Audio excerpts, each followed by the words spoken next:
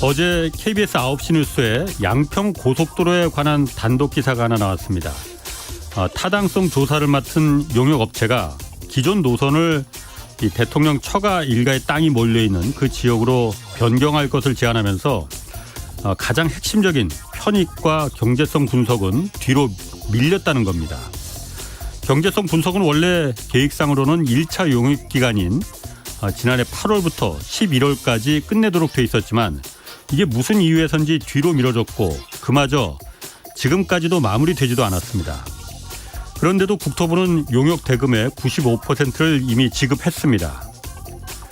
지난 7월 처음 이 사건이 알려졌을 당시 국토부 장관은 정무적 판단이 부족한 공무원, 이른바 늘공이 결정한 일이라고 했다가 바로 다음 날에는 이거 양평군이 원해서 바꿨다 이렇게 입장을 바꿨습니다.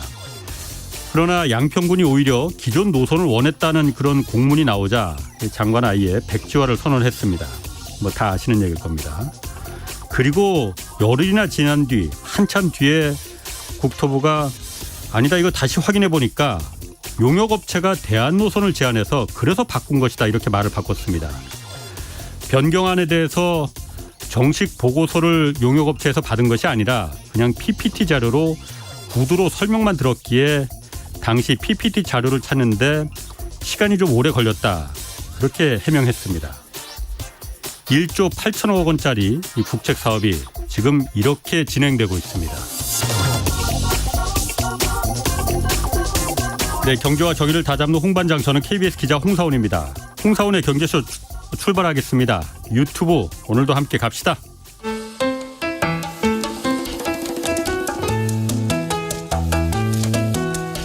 대한민국 최고의 경제 전문가만 모십니다. 어렵고 지루한 경제 프로그램은 거부합니다. 유익하고 재미있는 홍사훈의 경제쇼.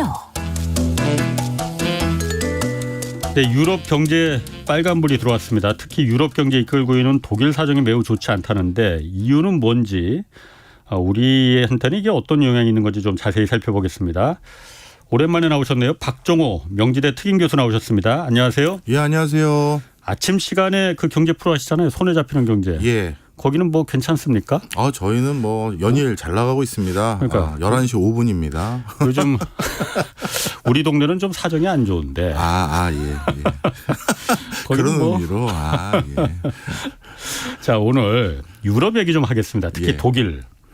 독일이 다시 유럽의 병자로 지금 불릴 만큼 경제 상황이 안 좋다는데 사실 좀 의외입니다. 사실 우리만 해도 길거리에 보면 독일 차들 뭐 엄청 많이 다니고 독일 경제 상황이 실제로 지금 심각한 건가요, 그러면은? 예, 심각하긴 합니다. 원래 기술적으로 2분기 연속 마이너스 성장을 기록하면 우리가 경기 침체가 왔다 이렇게 분류하는데요. 실제 독일의 GDP 성장률이 2분기 연속 마이너스를 찍었고요. 이번에는 간신히 그냥 0을 찍긴 했습니다. 그러니까 이제 기술적인 평가로 분명 경기 침체가 맞긴 합니다. 특히 잘 나갔던 그 독일 경제 지난 2000년 이후부터 근 20년 어마어마한 호황을 구가했기 때문에 독일마저 이렇게 분기별 마이너스 성장을 기록했다는 것에서 많은 사람들이 독일이 어쩌다가 이런 인상을 갖고 있는 것이죠. 그러니까 독일이 그러니까 이번에 그 G7 국가 중에서 유일하게 마이너스 성장을 역성장 기록할 것이다 이런 전망 나오잖아요. 아니 왜 독일이 유럽의 독일 하면 유럽의 경제 상징이자 가장 경제 대국인데 이유가 있을 거 아닙니까? 네. 일단 이걸 두 가지를 좀 나눠보면 좋겠습니다. 먼저 첫 번째로 독일은 유럽의 어떤 심장, 엔진이자 경제의 어떤 상징성을 가지고 있다. 요 칭호를 해 주셨잖아요. 근데 요게 순전히 독일의 실력만으로 얻어진 성적표냐라고 했었을 때 약간의 퀘스천 마크가 있는 건 사실입니다. 좀 설명을 드리면요. 독일 경제가 극심하게 안 좋았었던 시절이 90년대 중후반이었거든요. 그때도 독일이 유럽의 병자 그 소리 그때도 들었거든요. 그런데 20여 년 만에 지금 그 칭호를 다시 얻는 건데요. 뭐 그 당시에는 사실 통일 독일 하면서 통일비용이 워낙 많이 들어갔기 때문에 뭐 그것 때문에 어려웠다 이렇게 했었어요. 맞습니다. 그런데 이제 통일의 비용이라든가 통일을 하는 과정에서 시스템을 정비하는 과정에서 생기는 여러 소요들 이런 것 때문에 독일이 상당히 어려웠던 건 사실인데요. 그럼 갑자기 2000년 이후부터는 독일이 어쩌다가 이렇게 확 잘 나간 거냐. 통일을 아주 스무드하게 잘 마무리했기 때문에 그래서 경제가 잘 나갔느냐 이런 평가가 아니고요. 경제가 잘 나갈 수 있는 구조가 도래했기 때문에 통일의 불협화음도 쉽게 뛰어넘을 수 있었던 거예요. 구조? 뭔 구조가 있었나 그때? 바로 2000년부터 본격적으로 도입됐던 유로화 때문입니다. 아, 유럽 통합 예. 이후. 예. 사실 유로화를 같이 쓰게 되면 한 예. 가지 특이한 점이 생기는데요. 그 전에는 유럽의 각 국가들이 자국의 통화를 썼잖아요. 예. 예를 들어서 독일 같은 경우는 마르크를 썼었고 프랑스는 뭐 프랑을 썼었고요. 그렇죠. 이렇게 예, 각 예. 국가가 자국 통화를 쓰다가 예. 갑자기 유로화라는 단일 통화를 쓰게 되면 예. 그 유로화는 단순히 표현하면 그 수많은 통화에 어디에 가치가 회귀하게 되냐면 평균의 중간. 회귀, 그렇죠. 아, 중간에 회귀하겠죠. 그렇게 될 수밖에 없잖아요. 네. 그러면 이 유로화를 같이 쓰게 되면 어떻게 되냐면 네. 어느 나라는 자국의 국력이나 자국의 경쟁력에 비해서 통화 가치가 절상된 게 돼버리고 예. 어느 나라는 자국의 국력과 경제력에 비해서 통화 가치가 절하되는 상황이 생긴 거예요. 당연히 평균에 그렇겠죠. 수렴돼 네, 있으니까요. 당연히 그렇겠죠. 그러면 유럽에서 원래 가장 경제적으로 막강하고 어떻게 보면 역량을 발휘하고 있는 두 나라는 바로 마르크를 쓰고 있는 독일과 프랑을 쓰고 있는 프랑스예요. 예. 그러니 독일은 마르크를 썼을 때보다 유로화로 바뀌니까 예. 자신들의 제품과 서비스의 경쟁력이나 국력에 비해서 통화 가치가 평가절하된 그렇지. 거죠. 예. 그러면 독일 제품이 어떻게 된 거예요? 싸게 되는 거지. 싸게 된 거죠. 아니 이렇게 좋은 제품이 이 가격에 그렇겠죠. 이렇게 되는 거예요. 바로 그 유로화를 도입하고 나서 독일 경제가 확 살아났고요. 예. 그래서 지난 한 20년 가까이 코로나 전까지 독일 경제가 그래도 탄탄하게 달려올 수 있었던 기반은 예. 물론 독일 제품 좋은 거 저도 알죠. 근데 그것만 가지고 그 굴곡진 그 경제 사이클 다 넘어갈 수 있는 게 아니에요. 바로 이 통화 자체에 대한 예. 구조적인 어떤 호재가 있었기 때문에 예. 가능했고요. 바로 그것 때문에 예. 독일이 너무 미안하죠. 어느 나라에게. 통화 가치가 절상된 나라들에겐. 그래서 남유럽발 재정위기까지 직면하게 된 그렇지. 예. 스페인, 그리스, 이탈리아 등등이 어려울 때마다 포르투갈도 독일이 있어요. 포르투갈도 포르투갈은 왜 있었고요. 빼시나? 맞아. 포르투갈도 있네요. 포르투갈까지 독일이 엄청난 재정 지원을 해줬던 이유가 예. 야 우리 그냥 계속 한 식구로 가자. 내가 어렵다니까 도와줄게. 그렇게 선심을 쓸 수 있었던 배경이 이런 구조적인 이유가 있었어요. 자 그래서 예. 독일 경제가 일단 유럽의 심장 역할을 했다는 건 실력에 비해서 우호적인 환경도 있었다. 이게 예. 중요하고요.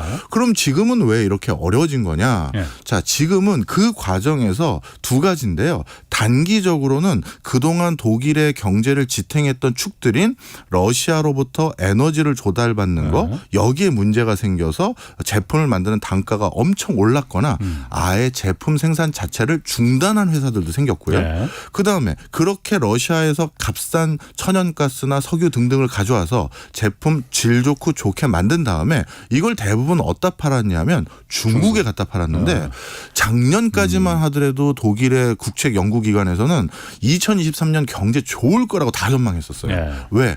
드디어 중국이 코로나19를 벗어버리면 특수가 나올 거다 생각을 했는데 지금 중국 경제가 저러다 보니까 이 만드는 비용도 높아졌는데 판매도 안 되다 보니 독일 경제에서 수출 비중이 47% 정도 되거든요. 예. 그러니 이 수출이 제대로 안 되니까 그것 때문에 단기간에 지금 어려워진 게 있고요. 아 독일도 수출 비중이 그렇게 예. 높아요? 워낙 우리랑 그동안 뭐 2000년 이후부터 독일 제품 잘 팔리니까 예, 예. 계속 늘어났던 거죠. 그리고 이게 이제 단기적인 이슈고요. 좀 구조적인 이슈도 있어요.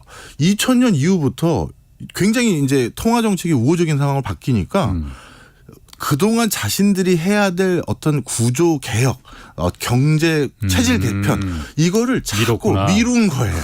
다 똑같아. 이 두 개가 같이 터져버렸어요. 아. 네. 왜냐하면 코로나 터지고 났더니 예. 갑자기 전 세계가 산업 패러다임이 급격히 바뀌기 시작했잖아요. 예.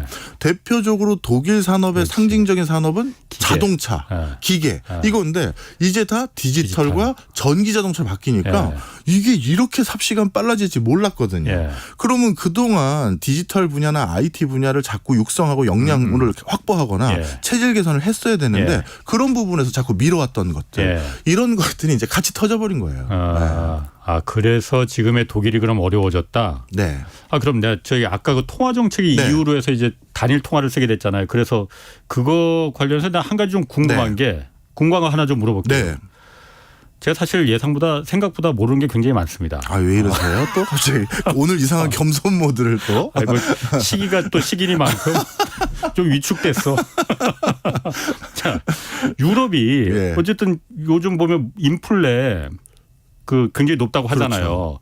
그렇죠. 5.3%라고 해요. 그러니까 지난달 물가 상승률이. 그럼 이게 독일도 있고 뭐 영국은 EU가 아니니까 네. 뭐 프랑스도 있고 뭐 그리스도 있고 여러 군데 있잖아요. 다 물가 상승률이 물가가 다를 거 아니야. 네. 5.3%라는 건 평균한 겁니까? 그럼 이것도? 평균입니다. 그럴 그렇죠. 것 같아. 예. 평균할 것 같으면은 그러면은 물가를 통제하는 게 미국도 그렇고 한국도 그렇고 다들 통화 정책으로 기준금리를 갖다가 이용해서 물가를 인플레를 많이 좀 누그러뜨리고 잡잖아요. 그런데 유럽 같은 경우에는 기준금리가 단일 기준금리잖아. 그렇습니다. 유럽이 4.25%로 단일이에요. 네. 그러면은 물가가 다 나라마다 프랑스가 다르고 독일이 다르고 그리스가 물가가 다른데 기준금리를 갖다 이걸 어떻게 그러면 해서 물가를 잡아요 그러면? 아, 정말 중요한 얘기해 주셨어요. 그래서 유럽이 지금 서로 맞지 않는 옷을 단일 사이즈로 입고 있는 거다라는 지적들을 경제학자들도 많이 합니다. 지역마다 물가에 나름대로 편차가 있고요. 그리고 실질적으로 그것이 달라지면 당연히 기준금리를 통해서 그 물가에 대한 수급을 어떻게 보면 높이를 조절을 해야 되는데 그거를 원활하게 하지 못하는, 그러니까 한쪽 손을 못 쓰고 재정정책 등을 통해서만 물가를 잡으려고 하는 시도를 하다 보니까 독일 물가가 더 잡히지 않고 있는 이유도 거기에 있다라고 얘기를 하는 거예요. 그런데 원래 유럽이 지향하려는 바는 뭐였냐면요.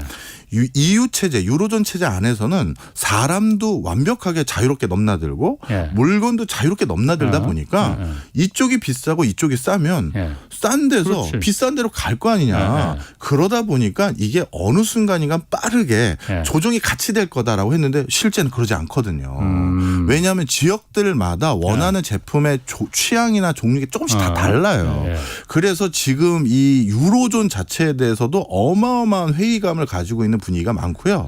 그러면 물가는 결국 어떻게 잡느냐? 재정 정책에 대해서 국채 발행이나 이런 것들은 각 국가가 나름대로 재량권이 있거든요.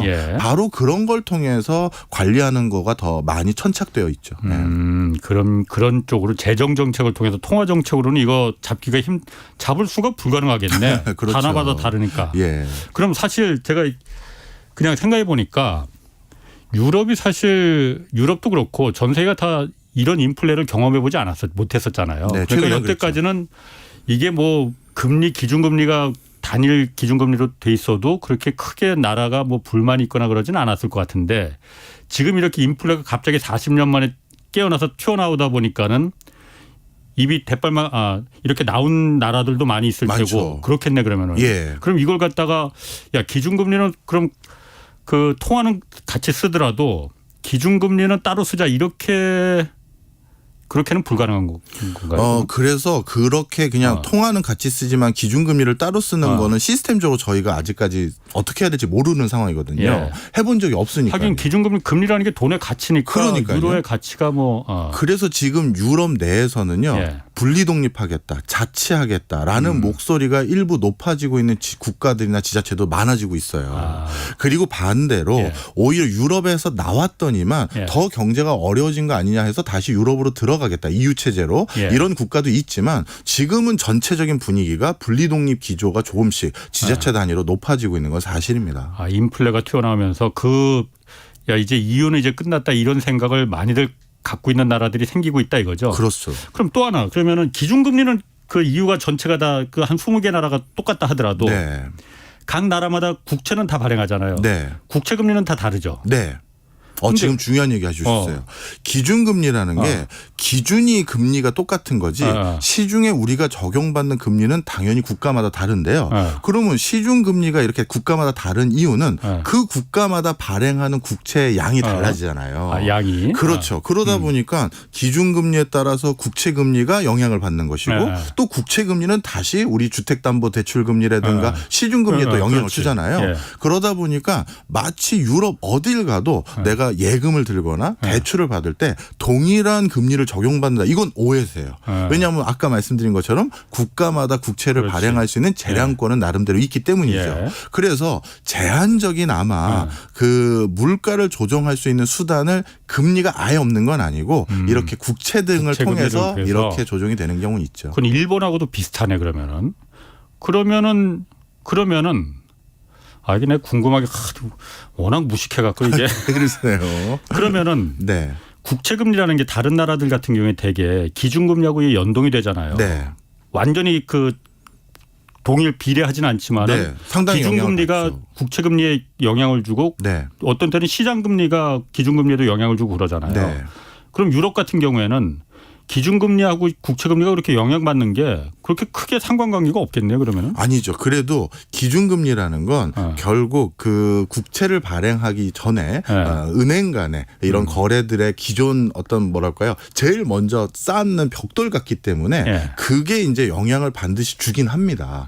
매번 어떻게 보면 균질한 정도의 영향을 준다. 이렇게 말할 수는 없지만 기준금리가 만약에 그렇게 국채금리에 크게 영향이 안 된다고 한다면 사실 많은 나라가 기준금리를 가지고 물가를 조정할 필요가 없이 그냥 국채 발행량만 결정하면 되겠죠. 그렇지. 그러다 보니까 이건 중요한 시그널이에요. 아 그렇구나. 오늘 또 하나 건졌네요. 아니, 박 교수님 그렇게 아신 게 많아갖고 손에 잡히는 경제가 그런데 우리 경제쇼보다는 조회수나 이런 건 훨씬 떨어지는 것 같은데. 저희는 유튜브가 중요하지 않고요. 실시간 청취율을 중요시 여기는 방송입니다. 아니 뭐 제가 보니까 이 아는 게 많다고 해서 진행자가 아는 게 많다고 해서 이렇게 많이 듣는 건 아닌 것 같아요. 잘해요. 왜 이러세요 또 자꾸. 자 그럼 다시 독일로 한번 네. 돌아가서 예. 그럼 독일 같은 경우에 지금 이 상황을 독일 정부도 잘 보고 있을 거 아니에요. 네. 경제를 어쨌든 독일 정부도 대책을 강구할 거 아니에요. 예.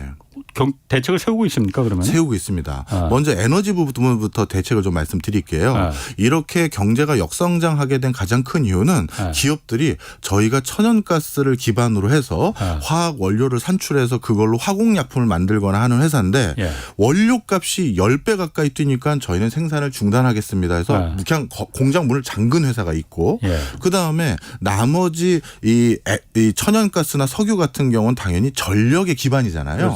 전기 가격이 작년에 10배가 올랐어요. 우리 몇십 % 오르는 건 중요한 게 아니에요. 그러게. 10배가 올랐어요. 아니 그 독일 국민들은 그럼 다 참아요 그걸? 그래서 올해 이제 법을 특단의 영국은 더 올랐어. 20배 올랐다고. 그러니까 올해 그래서 독일이 법을 만들었어요. 전기료 상한제를 만들었는데 결국 감당을 못한 거죠. 그렇게 10배 가까이 오르니까 생산을 하면 이게 그 가격 경쟁력이 없습니다. 이렇게 해서 문을 닫거나 조업을 안 해버리니까 역성장을 해버린 거죠.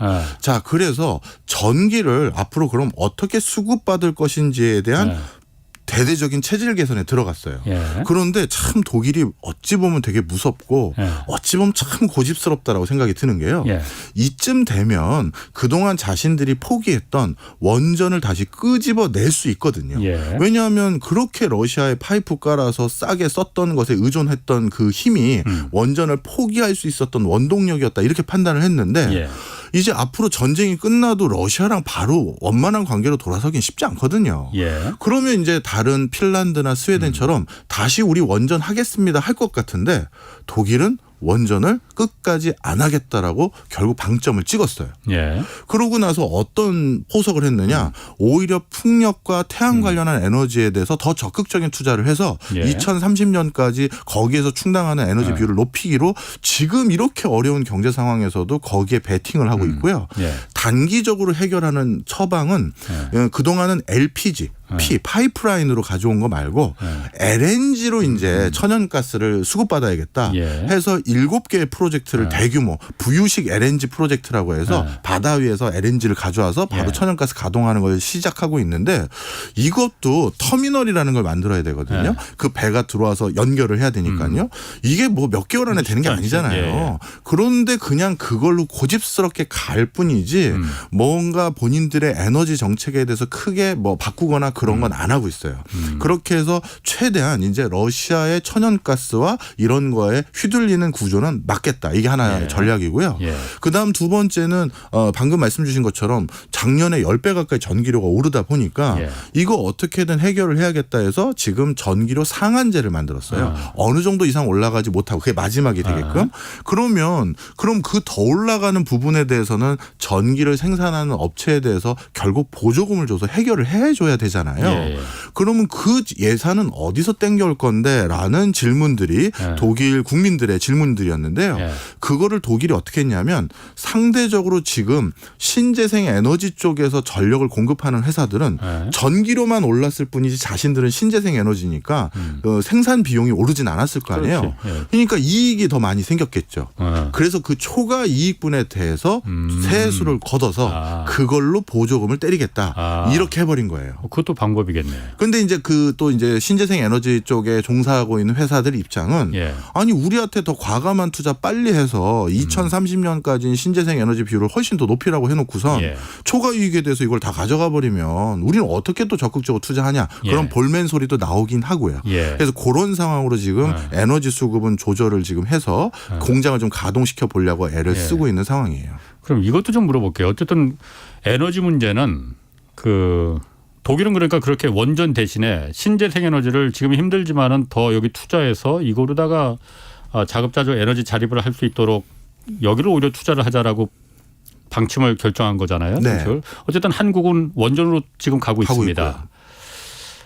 독일은 그럼 왜 독일이 원전이 없었던 것도 아니잖아요. 가동한 경험도 있고 기술도 있을 테고 거의 지멘스랑 뭐 이런 중장 기업들이 있으니까 왜 원전을 그러면 안 하는 겁니까? 이게 참 이제 어떻게 보면 국가 철학과 관련될 수도 있고 미래를 보는 뷰에 대한 어떤 베팅이라고도 전 표현을 해요. 유럽에 있는 EU 체제에 있는 나라들을 보면요. 그 전체 나라들 중에서 친원전, 그러니까 원전의 친정책, 에너지 정책을 가지고 있는 나라가 비중이 50%가 조금 더 넘어요. 그리고 반원전 기조를 가지고 있는 나라가 50% 조금 안 되고요. 그러니까 유럽 각 국가도 원전에 대해서 고민이 너무 많아요. 지금 러시아에서 다 멀리 저 그 프랑스 근처까지 다 파이프로 다 가져왔던 거 아니겠습니까?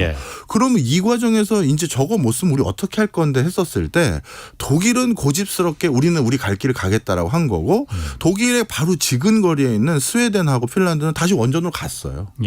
핀란드는 이번에 원전 새로 짓기로 시작했고 그러니까 이게 무조건 뭐가 옳다 그렇다가 아니라 그 나라마다 주판을 튕긴 것 같아 보여요. 근데 하여튼 독일은 제 소견으로는 야 쟤네 다시 원전 하겠는데 기술력도 있고 하니까 그렇게 생각했는데 제 그 문서들을 봤더니 그리고 독일에 보도된 내용을 저는 독일어는 모르니까 영어로 보도된 뭐 파이낸셜 타임즈나 이런 걸 봤더니 중장기적으로는 원전이 더 적합한 원전을 그만두는 게 더 적합한 중장기적인 에너지 포석이다라고 독일은 선택했다 이렇게 보도들이 많이 나오더라고요.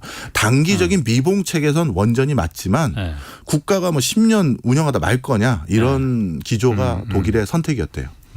예를 들어서 프랑스 같은 경우는 원전이 많이 있지 않습니까? 그리고 원전 회사들이 있잖아요. 예를 들어서 프랑스는 원전에 대한 기술이 있기 때문에 그리고 그게 산업의 그 국가 경쟁력이 있기 때문에 미는 거고 예를 든다면은 독일은 제가 독일 출장 많이 가보고 그랬는데 거기 풍력 발전기 굉장히 많거든요. 그리고 한국에 있는 풍력 발전기들도 거의 상당 부분이 그러니까 독일에서 다 들어오는 것 같더라고요. 독일, 덴마크 이쪽이죠 다. 그러면 독일은 예를 들어서 그런 신재생 에너지 기술이 있기 때문에 이 산업을 발전시키기 위해서 이걸 갖다 드라이브를 거는 거 아닌가라는 생각도 드는데 그리고 프랑스는 원전의 기술력이 있기 때문에 이쪽으로 자꾸 드라이브를 거는 거 아닌가? 이런 아닙니다. 거 아닌가? 프랑스 같은 경우는 좀 특이한 상황이 있었어요. 바로 오일 쇼크 때로 거슬러 올라가야 되는데요.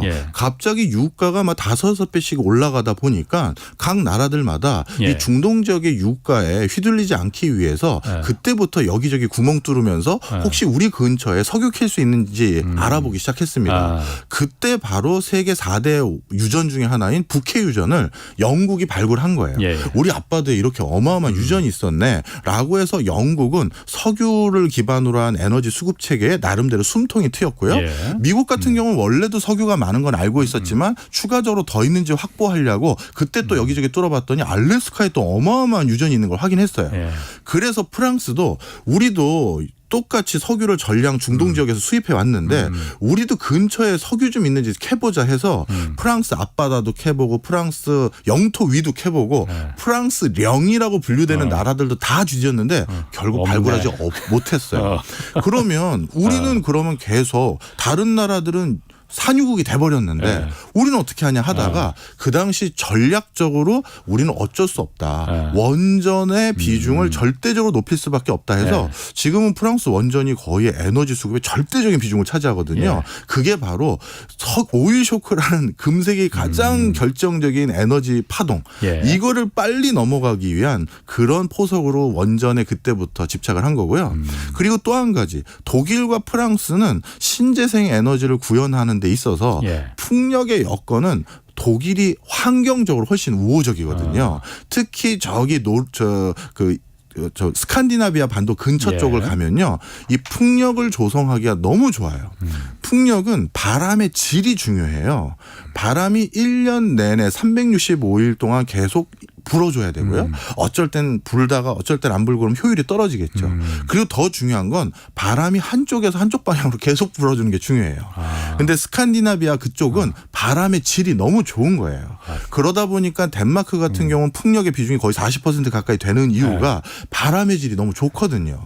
근데 프랑스는 지중해에 더 내려와 있잖아요. 그러다 보니까 그런 환경적인 부분에서도 효율성이 아직은 이렇게 완비되지 못했죠. 바람이 또 사방팔방으로 불면 안 되는 거예요? 이렇게 불다가 이렇게 불고 오른쪽 왼쪽 계속 불면 안 되잖아요. 그게 또 그렇구나. 네. 그러면 지금 독일 경제가 어렵다고 했는데 영국은 어떻습니까? 영국 왜 지난해 뭐 그 경제 정책 한번 정권이 잘못해서 정권까지 넘어가고 그랬잖아요. 네. 영국은 지금 사정이 어때요? 영국도 마찬가지예요. 더 안 좋겠죠. 네, 영국은요 오히려 다시 EU에 들어가야 된다. 이 목소리가 높아졌어요. 브렉시트를 후회하는구나 그러면. 그렇죠. 그래서 브렉시트를 후회한다고 해서 브렉시트라는 단어와 리그렛이라는 후회라는 단어를 합쳐서 브렉그렛이라는 단어가 요즘 신조어예요. 그래서 다시 EU에 박 교수님이 지은 거 아니에요? 지금? 아닙니다. 이거 영국 신문사에서 만든 단어들이에요. 그래서 브렉그렛이라는 단어가 요즘 아주 신조어인데 영국이 EU 체제에서 벗어나기 위해서 지난 또 3, 4년 이상 동안 법과 제도를 다 바꿨을 거 아니겠어요. 그런데 이제 와서 다시 들어가려면 그 제도를 다시 다 들어엎어서 다시 EU 체제에 적합한 형태로 또 바꿔야 되거든요. 그러다 보니까 국민들의 설문조사를 결과를 봤더니 EU에 유로존에 다시 들어가자. 이게 과반을 넘었음에도 불구하고 지금 그거는 실질적으로 법과 제도를 또 바꿔야 되는데 더 큰 혼란이 생길 거다 해서 추진을 못하고 있는 형국이에요.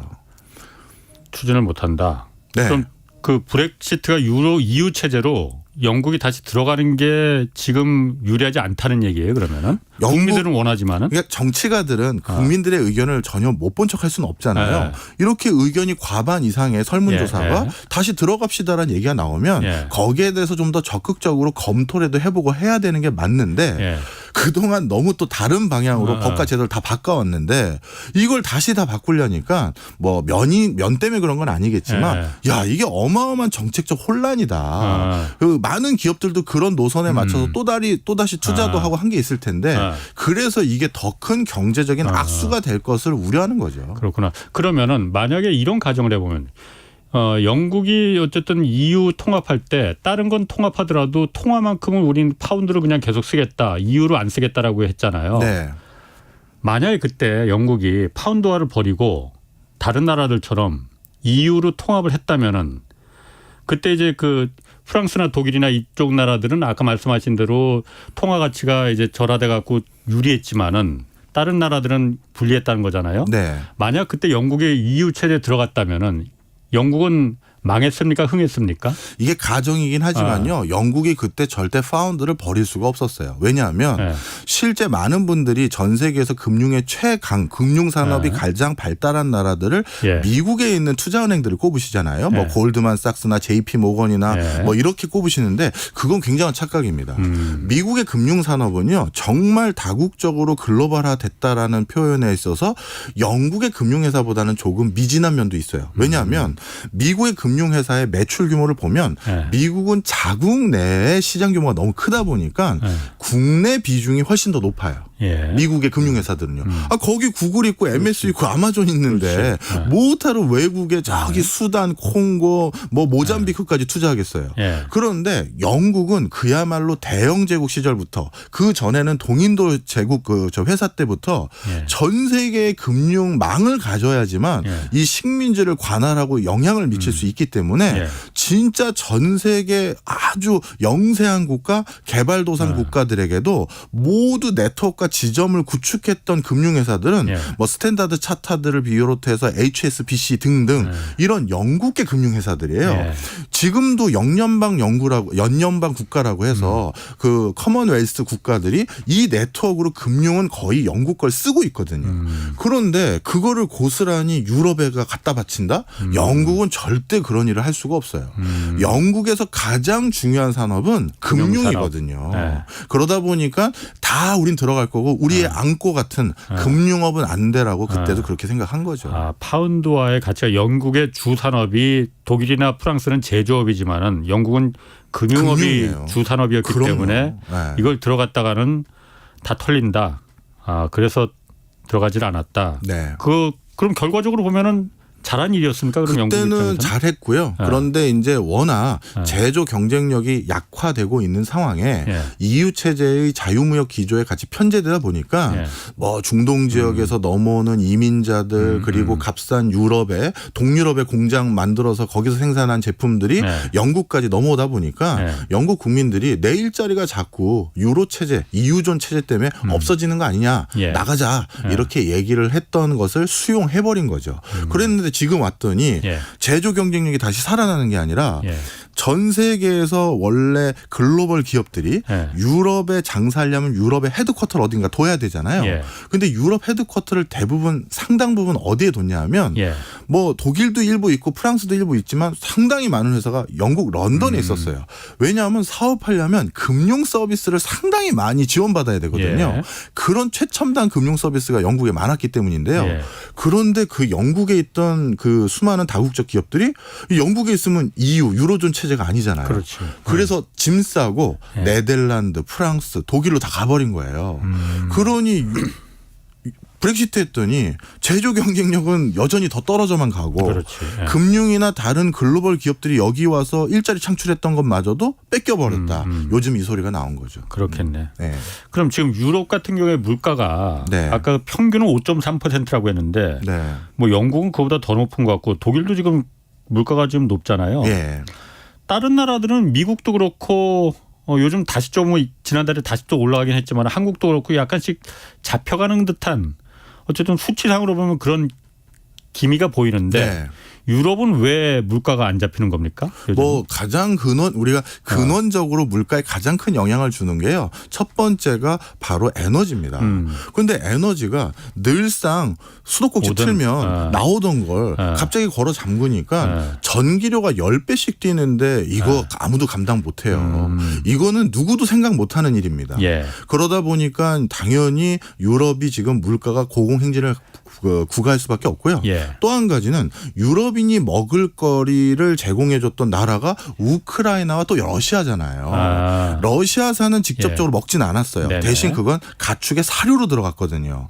그런데 그것들이 또 수급이 안 되니까 먹거리 가격이 또 같이 뛰는 거죠. 예. 그리고 마지막 세 번째입니다. 유럽보다도 지금 더더욱 경제가 안 좋은 곳이 북아프리카 지역과 일부 중동 국가거든요. 그런데 예. 이들 국가들은 무조건 청년 실업률이 20% 이상 가까이 됐다라고 하면 무조건 배낭 메고 어디로 간다?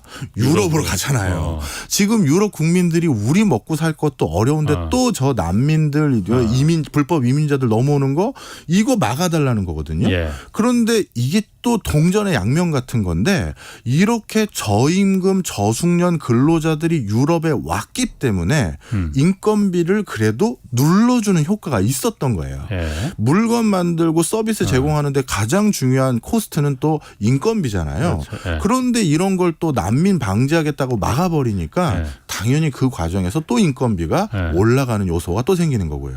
이런 악순환이 겹치면서 유럽 경제가 물가가 폭등한 상황이고요. 그러다 보니까 또 어떤 상황이 생기냐 하면 사람들이 지금 그 뒤 물가 폭등 그 뒤에 일어나는 현상을 조금 말씀드리면 재정이 더 안 좋아졌어요. 유럽 국가들이. 그래서 물가를 낮추는 방법이 야 너희들 가격 올리지 마. 공공요금 올리지 말고 뭐 하지 마. 내가 보조금 다 줄게. 그 당분간 누르고 있어. 이렇게 할 수도 있잖아요. 그런데 그걸 못하는 이유가 좀 전에 우리 독일 얘기했던 것처럼 독일 같은 경우 독일에 가스를 공급하는 대표적인 민간 회사인 유니퍼가 거의 파산을 하기 직전이 됐어요. 예. 그러니까 민간 가스공사 같은 거예요. 유니퍼라는 데가. 네. 그런데 여기가 만약에 파산을 해버리면 가스의 파이프라인을 관리하는 회사 자체가 없어져 버리다 보니 그냥 이걸 국유화시켜버린 거예요. 독일 정부가. 그러니 이런 데 또 돈 들어가는 거죠. 그러니 물가를 낮추기 위해서 정부가 뒤에서 지원해 줄 테니 가격 올리지 마십시오. 이런 거를 함부로 지금 단행하기가 어려운 게 유럽 국가들의 형편이고요. 그다음에 일반적으로 유럽인들이 좋아하는 식품류가 유기농이었어요. 유럽인들도 건강에 대한 의식이 높아져서요. 그런데 이제 유기농 아무도 안 쓰고 노브랜드 브랜드 같은 그러니까 뭐 자체 상품 뭐라고 하죠? 이걸 PB 상품이라고 하나? 예. 뭐 그런 상품들이 요즘 대세가 군립됐는데. 그러니까 싼 거 그냥? 싼 거예요. 그러다 보니까 이 유기농을 재배하기 위해서 또 만들었던 여러 가지 그 뭐랄까요? 산업 거점들이 이용이 안 되는 거예요. 그러니 이 과정에서도 또 문제가 생기고 그래서 물가에 대응하기 위해서 경제 구조가 지금 또 안 좋아지고 있고 이게 유럽의 경제의 발목을 잡고 뭐 이런 상황이다. 이렇게 보시면 되겠습니다. 이게 보면은 그 아까도 잠깐 말씀하셨지만 독일 상황하고 우리하고 그 어쨌든 그 국가 경제 구조가 비슷하잖아요. 산업 구조가 제조업 중심이고 중국에 많이 수출하는 나라고. 이게 독일이 그 지금 경제가 이렇게 안 좋고 상황이 안 좋은 거는 뭐 사실 독일 걱정할 때는 아니지만은. 우리한테는 이게 어떤 그 좋은 겁니까 나쁜 겁니까? 우리랑 독일은 상당히 달라요. 많은 분들이 둘 다 제조 강국이다 이렇게 생각하시기 쉬운데요. 제가 뭐 오늘 경제쇼 우리 청취율 높이기 위해서 국뽕 한번 놔드리고 가면 안 높아지면은 책임지는 걸 밥 한번 사는 걸로. 알겠습니다. 자, 우리는요. 자, 여기 청취자들 한번 머릿속에서 떠올려 보십시오. 가장 전도 유망한 미래 신산업들 몇 개만 머릿속에 떠올려 보십시오. 뭐 2차 전지, 뭐 전기 자동차, AI, 반도체 뭐 이런 것들이잖아요. 자, 이러한 미래 신산업 분야에서 모두 나름대로 성과를 내고 있는 나라는 지구상에 한국밖에 없어요. 생각해 보세요. 대만 같은 경우 반도체는 잘하지만 2차 전지나 자동차 산업은 없어요. 일본은 이 세계 나름 합니다. 나름 하지만 지금은 우리보다 비교 여류에 있는 거 사실이에요. 그리고 독일의 자동차 회사들 뭐 나름 있지만 전통적인 화석연료를 기반으로 한 자동차 업계에서 잘 나갔던 것이지 지금 미국의 전기차 시장에서 테슬라 다음 2등이 우리 현대차가 찍었기도 했어요. 작년까지만 하더라도. 그래서 이런 분야에서 사실 한국은 제조가 지금 바뀐 산업 구조에 적합한 형태로 굉장히 발빠르게 대응을 하고 있어요. 그걸 한마디로 심을 잡으면 IT화예요. 자동차가 화석연료를 기반으로 한 자동차는 메카닉이죠. 기계예요. 그런데 전기 자동차는 일종의 가전제품 같은 거예요. 그러면 전부 그 안에 들어가는 제품이 소프트웨어화돼야 되고 또 전기 전자 장비가 들어가야 되거든요. 그런데 한국은 그런 쪽으로 빠르게 점점 다 시프트 해왔어요. 근데 독일은 그걸 못한 거예요. 제가 아까 서두에도 독일이 호황이기 때문에 그 산업 구조를 빨리 못 개편했다고 말씀드렸잖아요. 그걸 확인할 수 있는 게 지금 우리가 계속 독일 경제 어렵다는 얘기만 하고 있지 않습니까? 산업 섹터별로 들여다보면 전혀 다른 섹터가 있어요. 독일의 IT 분야, 전기 전자 분야 같은 경우 올해도 2자릿수 이상의 성장률을 보이고 있어요. 독일에도 IT가 좀 하긴 해요. 워낙 미비하지만 거기도 자동차가 점점 전기 장비화 되잖아요. 그럼 거기에 들어갈 소프트웨어 납품하는 회사, 거기에 들어가는 반도체 칩셋 납품하는 회사들이 있을 거 아니겠습니까? 그런 회사는 지금 독일 경제가 이렇게 어려움에도 불구하고 10% 이상의 성장률을 올해도 보이고 있어요. 오히려 더 성장할 수 있는 건데 독일 내부의 보고서들을 보면 지금 그쪽 인력이 너무 부족한 거예요. 독일은 전부 메카닉 기반으로 한 저쪽 제조 쪽에 인력은 많은데 인력의 숙련공도 높고 그런데 이 ICT 쪽, IT 쪽은 인력이 없다 보니 더 많은 판을 벌릴 수 있는 여지가 안 되는 거예요. 가동을 못 하고 있는 거예요. 그래서 독일 자동차도요. 워낙 전 세계에서 많이 팔려가지고 우리가 몇 개월 동안 기다리는 게 아니라 그쪽에 IT 인력이 부족해서 이게 제대로 그 부품을 공급받지 못해가지고 기다리는 게 많은 거예요. 만드는 시간이 걸려서? 그렇죠. 자, 그래서 독일은 이렇게 IT 역량이 우리에 비해서 한참 못 미쳐요. 그래서 독일과 한국의 제조 상황은 상당히 많이 달라지는 건 사실이에요. 물론 독일이 기초 화학 분야라든가 그다음에 그렇죠. 바이오라든가 그리고 아주 전통적인 정밀 제조 공업 이쪽에서는 분명 세계 최고 수준인 건 인정합니다. 넘사벽이죠. 그렇지만 제품을 산다라는 것은요. 우리가 인지하거나 감지하지 못하는 그 마스터들 간의 어떤 아주 미묘한 성능의 경쟁 이제 그걸로 사는 게 아니에요. 보이는 부분, 내가 체감하는 편리성, 그리고 체감하는 변화 이게 훨씬 소비자들에게 뭐라 할까요? 구매를 이끌어내기가 훨씬 용이하거든요. 바로 그런 점에서 한국 기업들이 훨씬 더 진취적이에요. 저는 그래서 독일과 한국의 제조 여건과 기질이 많이 달라졌어요. 그런 면에서. 그럼 여기서 질문이 하나 와야 되는데. 질문이 그러면은 어떤 질문이 와야 되나요? 아니 그런 교수님 말대로 이렇게 한국이 지금 그 시청률 높여준다고 그래서 그 기대하고 동시 접속자 수가 몇 명 느나 지금 계속 보고 있어요. 지금. 한 7명 지금 들어왔어요. 이런 어떤 질문? 이렇게 미래지향적인 신산업에서 한국이 역량이 있다면 왜 지금 우리 경제가 이렇게 어려우냐? 이게 당연히 질문이 이제 있을 수 있잖아요. 참 안타까운 게 하나 있어요. 지금 원래 우리나라가 저는 불황이거나 불황을 걱정하는 이런 기조가 없어야 될 상황이거든요. 근데 이런 문구가 자꾸 나오는 이유가 미국의 정책 기조가 바뀌었기 때문이에요. 아메리카 퍼스트가 트럼프의 정책 기조였고 바이든은 정확히 말하면 아메리카 온리잖아요. 미국 우선주의. 미국에서 물건 팔고 싶으면 미국의 공장 지어 이거잖아요. 그러다 보니까 어떻게 됐느냐. 우리나라 2차 전지의 앵커 기업 3군데가 전부 공장을 어디다 짓고 있어요. 미국에 짓고 있죠. 미국에 있죠. 많은 분들이 앵커 기업 3군데에서 공장 3개 미국에 짓고 있다 이렇게 생각하시는데요. 그렇지 않습니다. LG 에너지 솔루션이 6군데의 기가급 팩토리 공장 짓고 있고요. SK온이 6군데 기가급 팩토리 공장 짓고 있어요. 삼성 SDI가 좀 뒤늦게 시작해서 2군데가 확정됐는데 다 합치면 14개예요. 지금 미국에만. 그러니까 미국 자동차 회사들하고 합작 공장도 있고. 그렇죠. 형태는 여러 가지인데. 그래서 만약에요. 미국의 아메리카 퍼스트, 아메리카 온리 정책 기조가 없었다면 그 2차 전지 공장들 전부 어디다 줬을까요? 한국이죠. 그렇죠. 그럼 지금 우리나라에서 뭐가 난리가 나야 되는지 아세요? 야, 우리나라에 울산 같은 도시 하나 더 생긴다며. 야, 이 14개의 그 전 세계 기가급 팩토리 공장이 전부 한 곳에 모여져 있는 뭐 두 곳으로 나눌지 그건 제가 정하는 게 아니라 아주 높으신 분들이 정하는 것이겠지만 그런 거 생긴다며 하면서 14개 지자체에서 우리 지자체에서 그걸 유치하려고 난리가 나야 되고 그러면 건설 토목 경기도 지금 같은 불황이 아니겠죠. 그렇지. 서로 컨소해가지고 우리가 그거 유치하자, 우리가 그거 따오자 하면서 들썩들썩 해야 되는 거예요. 여러 가지 뭐 보조금도 얘기가 있을 테고. 그럼요. 그런 상황인데 이거를 지금 이제 전기자동차 이제 막 시작한 산업인데 그 산업의 가장 메인 공장을 지금 저기다 다 지어줬고. 미국에. 그러면 거기에 해당되는 1차 밴더, 2차 밴더, 3차 밴더까지 앞으로 어디다 공장 짓겠어요?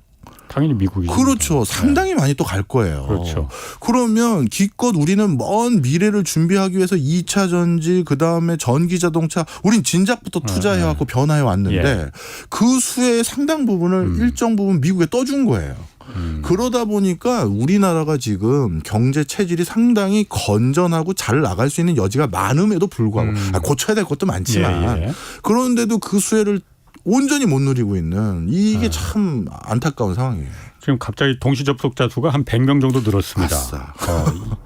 그러니까 제가 박 교수님 말이 정확히 제가 공감하는 게 많은 한국 기업들이 반도체니 배터리니 미국에 다 찾아가서 물론 거기 뭔가 득이 있으니까 그쪽으로 찾아가는 거겠지만은 어쩔 수 없이 가는 부분도 있잖아요. 미국이 우리 미국 땅에 제일 큰 들어와서 시장이니까. 짓지 않으면 우리 안 사주겠다고 해버리니까 그렇죠. 그러면 거기 많은 일자리가 생기고 투자가 몰리고 그러는데 그러면은 우리도 얻어야 되는 거 아니냐. 말씀하신 대로 그게 미국 땅에 안 지어졌으면 한국에 또 하나의 울산이 생겨서 여기서 한국 땅에서 많은 일자리와 투자가 그렇죠. 발생했을 텐데 그 부분을 우리가 포기하고 네. 희생하고 미국에 가서 지어준다는 거잖아요. 그럼 뭔가 좀 얻어와야 되잖아. 아, 그게 참 안타까워요. 미국은 야 그래서 너희들 물건 사주겠다는 거 아니야 라지만 이게 제일 큰 소비 시장을 가지고 있는 사람이 어떻게 보면 갑질인 건지 모르겠습니다만 예. 조금 더 우리도 우리도 뭘 달라고 해야 되는 예. 그게 맞지 않는가 저는 그런 생각을 해요. 그러니까 사실 TSMC 같은 경우에는 오늘도 기사에 나왔던데 보니까 그 미국에도 물론 공장을 짓는데 미국의 반도체 공장 짓는 거는 너무 이거 수지 타산이 안 맞는다. 차라리 일본으로 가겠다. 이렇게 그 방향을 틀었더라고요. 제가 좀 전에는 2차 전지 2차 전지 공장들만 14개 미국에 짓고 있다 말씀드렸잖아요. 예. 삼성에서 반도체 공장도 미국에 짓고 있고요. 예. 새로 할 거. 예. 현대자동차도 전기 자동차 공장 미국에 짓고 있어요. 우리는 지금 2차 전지뿐만 아니라 미래 신수종 산업이 상당 부분 미국으로 거점이 옮겨가고 있어서 예. 대만과는 좀 상황이 다른 것 같습니다. 네. 그렇군요. 뭐 어쨌든 그래서 지금 뭐 우리나라가 어쨌든 수출로 먹고 사는 나라니까 예. 그러다 보니까 사실 수출이 지금 이게 회복이 안 돼서 걱정인데 9월 상순에도 지금 보니까는 수출이 줄어들었고 무역 수지 적자도 꽤 났어요. 12개월째 지금 적자가 나고 있는데 이 수출은 우리가 뭐 독일이나 지금 유럽 걱정할 때가 아니고 그렇죠. 우리는 지금 수출을 어떻게 해야 되는 건지 이게 회복 가능성은 있는 건지 앞으로 정부에서 물론 점점 갈수록 나아질 거다. 지금 바닥 찍었다라고 얘기는 하는데 어떻게 보십니까? 당분간 우리가 수출에 대해서는 수출 성적이 그렇게 우호적이지 않을 거를 약간은 좀 감안해야 될 것 같아요. 죄송한 얘기지만. 그 당분간입니까? 아니면 그 앞으로 상당 기간입니까? 전 솔직히 당분간이라고 말씀드리고 싶은 게요. 예. 지금 유럽 경제가 딱 하나 쳐다보고 있는 게 있어요. 예. 그리고 반대 유럽에 어떻게 보면 바로 직접적으로 관계돼 있지는 않지만 우리나라 같이 제조 역량이 있는 국가들이 쳐다보고 있는 게 우크라이나 전후 피해복구 사업이에요. 원래 전쟁이 그렇지. 끝나고 나면 어마어마한 전후 피해복구 사업이 열리거든요. 예. 독일을 비롯해서 폴란드, 프랑스 다 그거 쳐다보고 있는데 우리나라도 그런 부분에서 일부 참여를 한다면 단기간에 수출 성적표 자체는 일순간에 어떤 호황이 있기 때문에 개선될 여지가 있어요. 그런데 중장기적으로 제가 약간 당분간은 숨고르기에 들어갈 가능성도 있다라고 말씀을 드리는 이유가 그동안 우리가 절대적으로 수출에 의존했던 중국을 이제 쉽지 않을 것 같아요. 중국과의 관계는 이제 다시 복원되기 쉽지 않아 보입니다. 그러면 중국이라는 단일 시장 규모의 수출처를 대체하려면 한 나라를 찾을 수가 없거든요. 그런 나라 없어요. 없죠. 그러면 이제 여러 나라를 다시 수습해야 되는데 뭐 UAE라든가 사우디 같은 중동 국가 그다음에 인도네시아나 베트남 같은 또 다른 국가 인도도 들어가겠죠. 그럼 그런 여러 나라들을 다 포섭해서 그 빵꾸난 매출을 다시 벌충하려면 펑크난. 죄송합니다. 펑크난. 그러려면 이건 시간이 좀 걸려요. 그러니까 시간이 걸리면은 기다리면 그 벌충이 될 수가 있는 건지 그야말로. 그거는 우리 기업들의 노력 여부에 따라 달라지겠죠. 노력 여부에 따라서. 네.